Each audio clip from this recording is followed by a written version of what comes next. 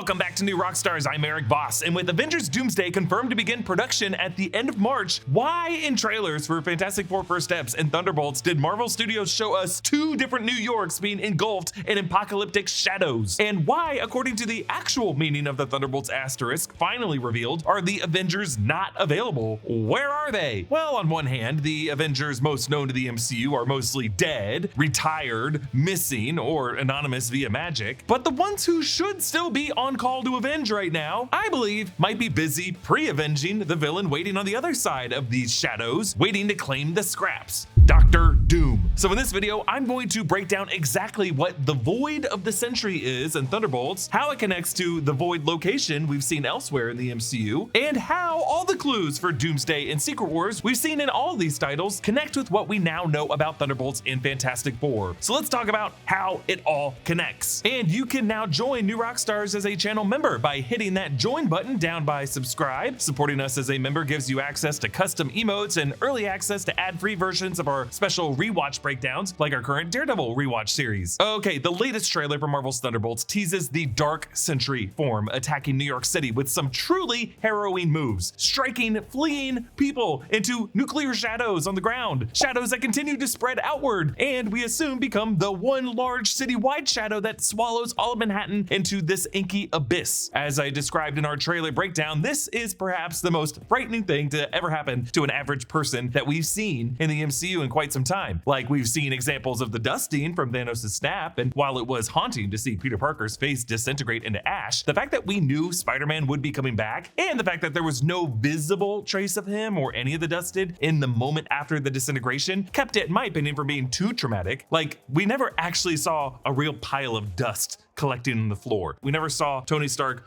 washing some dust from under his fingernails. That would have been pretty horrifying. But this attack here in the Thunderbolts trailer, even in just a couple seconds of footage, does not spare us any trauma. The shadow of the victim remains violently stricken upon the street, like, as we pointed out, the shadows of victims of atomic blasts. And it's really just the speed of it. Like, in an instant, they go from running in a panic to sucked into the ground in front of them. Part of what makes this so striking is the fact that these are innocent fleeing civilians. They were running away. These were not superheroes or warriors fighting the threat. And ask yourself, when was the last time we saw crazy shit like this happen in the MCU to regular people? Like in Avengers Infinity War, the dusting visuals were mostly limited to Avengers and warriors on the battlefield. There were some New Yorkers in the background of the post-credit scene with Nick Fury and Maria Hill, but really the focus was on Nick and Maria and that crashing helicopter. There was Clint Barton's family in the opening scene of Endgame, but we didn't actually see the Bartons dematerialize in the frame. Of course, there were the panicked everyday folks in the Battle of New York in Avengers 2012, and in Johannesburg and Sokovia in Avengers Age of Ultron, and Lagos in Captain America Civil War, New York when the Q ships arrived in Infinity War, and New York when the Scarlet Witch's tentacle monster attacked in Multiverse of Madness. But we never actually saw people die or die in any really horrifying way in those scenes. Pretty much everyone who has died on screen in the MCU is a warrior of some kind who faced that death head on. The MCU's been pretty sanitized when it comes to any visual of like any kind of crazy gnarly shit happening to innocent people running for their lives. That's why I am obsessed with this. And I think the reason the Thunderbolts trailer led with this image is really to invite us to think about what exactly the Void is. So in the comics, the Void is a malevolent entity, kind of an unspecified cosmic force that bonds with Bob Reynolds when he receives the overpowered super soldier serum to become the Sentry. The Void's backstory actually gets explored in the Dark Avengers storyline from 2009 to 2010 from Brian Michael Bendis, which is why it is coming up in this Thunderbolts movie, because this Thunderbolts movie seems to be a possible take on the Dark Avengers storyline, as opposed to the original Thunderbolts lineup that was led by Baron Zemo. It's actually implied in these comics that the Void could date back to the biblical Old Testament history as the angel of death who plagues Egypt when Moses told the Hebrews to mark their doorposts with lamb's blood to protect their firstborns. But when Bob Reynolds realizes that the Void is the dark aspect of his own powers, he works with Reed Richards and Doctor Strange to make everyone on Earth, including themselves, forget Sentry ever existed. And when that happens, the Void vanishes. Now, we don't know the source of the Void's power, but the Void is able to kill people, resurrect people, tear rifts in reality to travel across dimensions, and doesn't need a host body to do any of that, but is able to scale up its power by taking over the Sentry's body. So what we were seeing in this Thunderbolts trailer is that process. The Void taking over Sentry's body, becoming Dark Sentry, and attacking New Yorkers. And this process is called called molecular kinesis, which is a type of matter and energy manipulation in which victims are trapped within an inescapable shroud of black matter. Now, yes, it does seem to be a bit of a coincidence that the Void shares its name with the setting of the multiversal dumping ground of the TVA when it was introduced in the Loki series and featured in Deadpool and Wolverine. Obviously, that was also called the Void, but that Void is a place. This Void in Thunderbolts is some kind of entity, but it is possible that the Marvel Studios movie universe might try to connect them to bridge this Thunderbolts movie with Avengers Doomsday. Today's video is sponsored by Blue Chew. February is the time when it feels like the greeting card industry really wants you to focus on love, and that's great, but some relationships are about lust, and that means February is a good month to pick up Blue Chew. Blue Chew is a unique online service that delivers the same active ingredients as Viagra, Cialis, and Levitra, but in chewable tablets and at a fraction of the cost. Blue Chew's tablets are made in the USA and prepared and shipped direct to your door in a discreet package. It's super easy too. Just sign up at bluechew.com, consult with one of their licensed medical providers, and once you're approved, you'll receive your prescription within days. It's all done online. That means no visits to the doctor's office, no awkward conversations, and no waiting in line at the pharmacy. You can take Blue Chew anytime, day or night. That way you can plan ahead or be ready for whenever an opportunity arises. If you're skeptical or don't think you need it, try it free for a month and see. Make life easier by getting harder and discover your options at bluechew.com. And we've got a special deal for our viewers. Try your first month of Blue Chew free. Visit bluechew.com for more details and important safety information. And we thank Blue Chew for sponsoring our channel. The setting of the Void was an original creation of the Marvel Cinematic Universe in the Loki series, and that's why there's only so much we know about it. But part of what we know about it is that it is patrolled by a beast called Alioth. Now in the comics, Alioth is a transtemporal entity called Alioth the Usurper, the first being who broke free from the constraints of time with an empire larger than the Empire of Kang. But in the cinematic universe, Alioth is like a simpler beast, created by the various tears in reality during the first multiversal war that broke out among the Kang variants.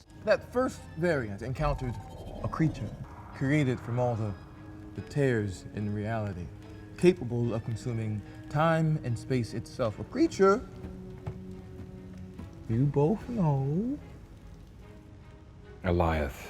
Also, in the previous episode, the other Loki variants described the Void as a shark tank and Alioth as a shark, a quote, living tempest that consumes matter and energy. So Alioth in the MCU was created after an influx of incursion events. The residual energy and the scar tissue, the bleeding formed when one universe collides with another, pooled together in some specific way and became this purple colored smoke monster in the Void that consumes various pruned, redundant people and places from the multiverse that get dumped down there. And Alioth is how He Who Remains ended the first multiversal war. The Void, therefore, is just an overflow lot where leftover chunks of erased universes go. But Marvel Studios seems to like to go back there more and more. In Deadpool and Wolverine, Chris Evans' Johnny Storm described it this way. You're in the Void. Think of it as purgatory. Reed called it a metaphysical junkyard, where anything useless goes before it gets annihilated forever. And where the TVA sends people that don't play nice with the rest of the multiverse. And we learned from that moment that this version of Johnny Storm's Reed Richards, presumably the one played by Ewan Griffith, was also aware of the Void, calling it a metaphysical junkyard. And I don't think it's too crazy to assume that a number of other Reeds from across the multiverse might have also come to the same conclusion, including the one played by Pedro Pascal. So how does this all connect to what the Void's Dark Sentry is doing to New York and Thunderbolts? If this molecular kinesis is also creating a tear in reality, which we know the entity form of the Void can do, and actually exporting these fleeing victims from the 616 universe, they might not be dead and instead might be transported to the Void. Everything, I think, is going to end up in the Void as we head to Doomsday. It's what Cassandra Nova wanted, after all, in Deadpool and Wolverine when she took over Mr. Paradox's Time Ripper device. I'm going to use your little Time Ripper, and I'm going to destroy this universe, and the next, and the next, and the next, until all that's left is the Void.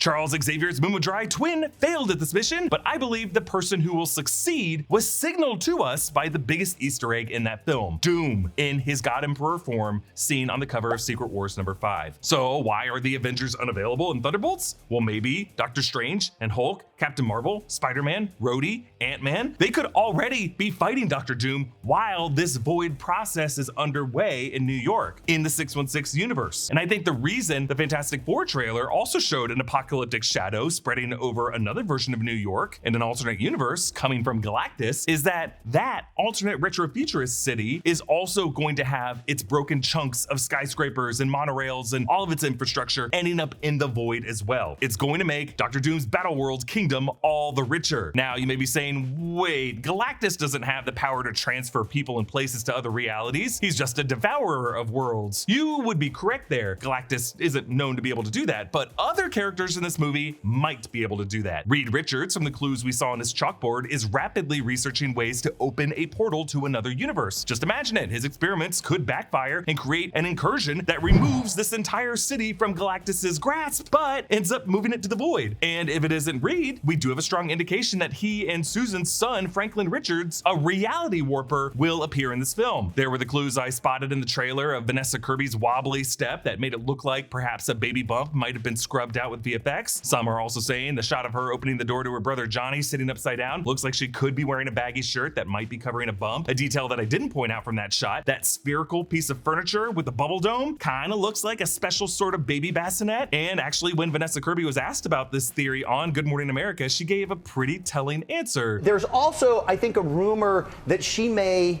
in some case be a mom. Do we get to understand more about her, or do you want to fill out any of that character conversation? You'll have to wait and see. Oh, here we go. Is what I can say. And I'm not going to name any names, but we here at New Rockstars were told by a source claiming to work on this movie that we were at least theorizing in the right direction on this one. Take that with a grain of salt. So we could end up in a scenario where like baby Franklin Richards goes into full Jack chaos mode in the final minutes of this movie and teleports the whole city, like the island at the end of Lost Season 4, away somewhere. And the Manhattan of this movie could end up in the void. So what I think Marvel Studios is doing, how this all connects, is the following. Instead of Doctor Strange helping warp the memories of society to erase Sentry from existence, we are already in a scenario like that with a different character, Peter Parker in Spider-Man No Way Home. But that spell was called the Runes of Kafkal, and Wong said at the beginning of that movie that it threatened the borders of known and unknown realities. And the way Sony has built on that event, it is clearly an incursion event. It might have been the latest incursion in the 616 universe, but I don't think it was the first. I think in Avengers Doomsday, we're going to learn that the Avengers also broke the reality of the 616 universe through their actions in Avengers Endgame. They went back in time to steal the Infinity Stones and reverse the blip, and maybe they weren't supposed to do that. That could have broken things. Like Tony Stark did seem to indicate that they might have done something wrong, and we have thought he wasn't just referring to Thanos when he said this. You mess with time, it tends to mess back. You'll see. Now, you may remember in Loki's first episode, Renslayer said this: "What they did was supposed to happen. You escaping was not." That could still be true, just from the point of view of He Who Remains, who was scripting everything that TVA said at this point. And maybe it was supposed to happen because He Who Remains knew what this chaotic madness would lead to, and he planned to benefit from it. But somewhere in these events, perhaps we will learn that the anchor being of the 616 universe died. Maybe the anchor being was Tony Stark, but I've also theorized that it could be Nathaniel Richards, Victor Timely, Kang, He Who Remains. And that could be one smart way Marvel Studios could maintain what Jonathan Majors did for the role without erasing the character of Kang entirely. But these incursions and the death of the anchor being left the 616 universe with a sickness, in a death spiral. And I think that sickness is the shadowy void that we see in Thunderbolts. In fact, the shadow that's swallowing New York in Thunderbolts might be the same kind of sickness that we saw in the post-incursion universe in Multiverse of Madness. Remember when we saw the buildings in that apocalyptic setting melting into inky black tendrils? I think the void in the 616 universe has found a vessel in the form of Sentry to expedite this sickness. Its goal is to finally just pull the plug of the 616 universe, to digest it down to the void location. And that's where Doom will be waiting, to complete Cassandra Nova's vision, but for him to rule over a Battleworld kingdom, to make Marvel heroes and villains fight for who has the right to live on in a united Prime Marvel universe thereafter. That, I believe, is how it all connects. Comment down below with your thoughts. Please support us by joining this channel as a member for ad-free versions of select videos. Grab a great nerdy gift option for that special nerd in your life from our merch store, nerdriot.shop. Follow me at Erik Voss and subscribe to all channels in the New Rockstars network for in-depth coverage of everything you love. Thanks for watching, and I'll see you next time. Bye.